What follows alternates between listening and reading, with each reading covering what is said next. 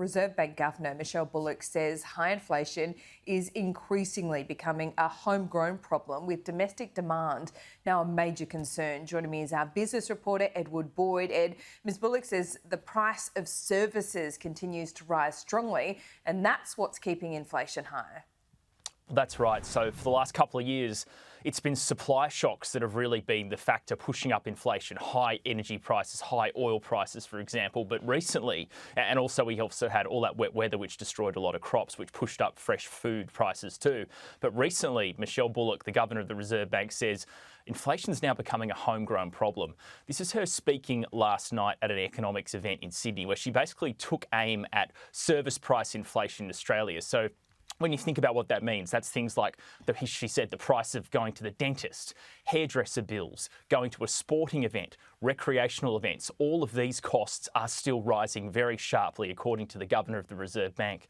And that's causing inflation in Australia to remain really sticky and hang around a lot longer than expected. So here's just a little bit from what the Governor said overnight. We've had 3 supply-side shocks, arguably, in the last few years.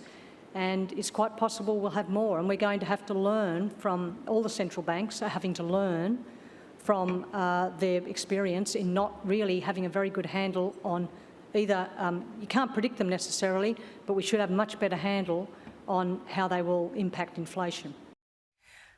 It all comes down to rates, right? Where is it headed? All the headlines today. Michelle Bullock, says she may need to raise interest rates again. That's a statement of the obvious. The question is really when.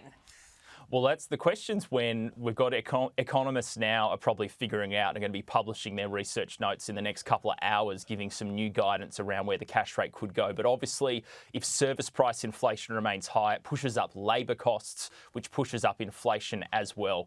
So it's looking like the chances of a cash rate rising potentially are still on the cards. So a couple of weeks ago, it looked like rates might be at their peak, but now this service price inflation, this demand-driven domestic inflation is obviously becoming a serious concern for the RBA.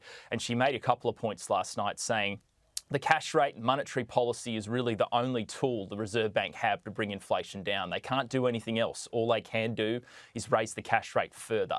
So really they need to crunch consumer demand and bring down inflation. We've seen that happen in New Zealand, for example, where the Governor of the New Zealand Central Bank said, we want to put New Zealand into a recession to stop people spending as much money. Obviously, that hasn't happened here in Australia. Our cash rate is lower than other countries around the world, and that's why it's taking a bit longer as well for inflation here to get to lower too. So we've got another board meeting for the Reserve Bank in December, just in a couple of weeks, and then there's a break until February. So we could be on the cards for another rate rise, Laura, unfortunately.